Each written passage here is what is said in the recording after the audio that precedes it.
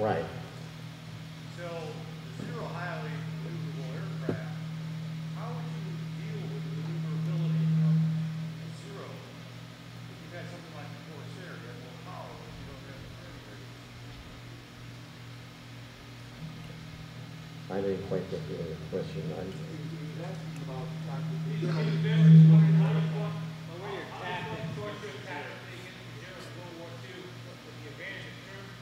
Yeah. From what I read, fighting with the zero, you didn't get slow. We put out fight them with once we got slow, you get down below 300 knots.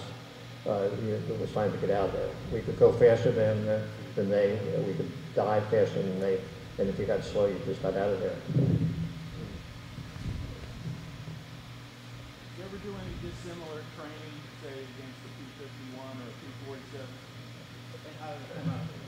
Our squadron didn't. We did dissimilar training with the 81, with the 88, but I never did anything with the Air Force.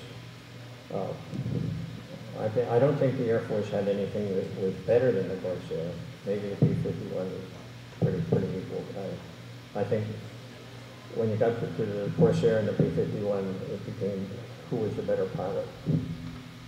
I had a friend who flew Corsairs in World War II, and he would fly against P-47. He said Corsair was better. Yeah, we didn't have that opportunity in my squadron, but I'm sure it happened in others. Go ahead. The Corsair has bent wings because it has a huge prop. It's 13 feet 1 inch, and it had to raise it up so it would accommodate a prop of that size, and you need a prop of that size with that engine. So if it was straight wings, the prop would be digging in the ground, and that's bad.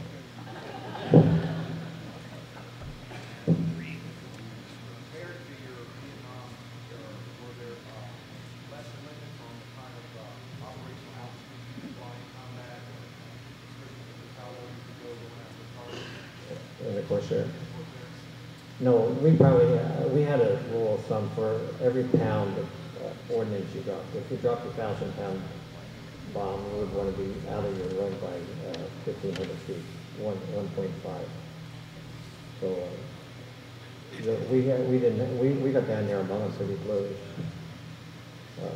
especially in close air support when you have to see what you're aiming at.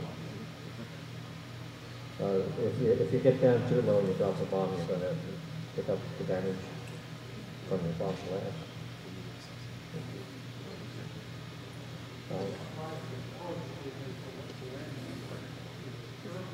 Yeah. Oh, yeah. On the landing, in those days, in the landing, you would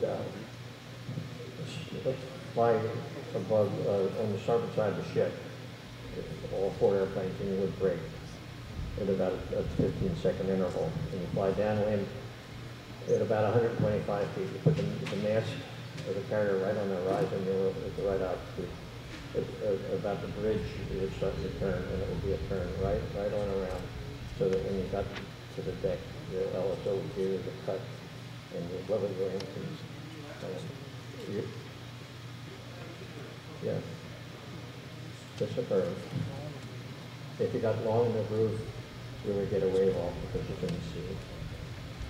Yeah, the ideal one was where you would lower your wings and you get to cut it at the same time. That was pretty nice. How easy is it to do a wave off?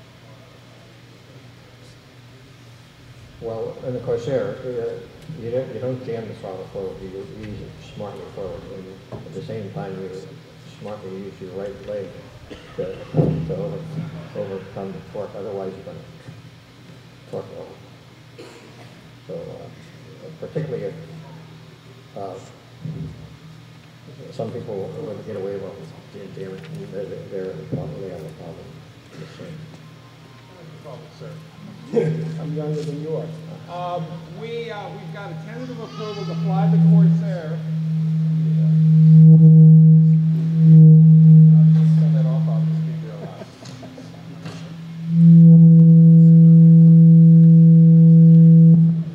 We've got a tentative approval to fly the Corsair.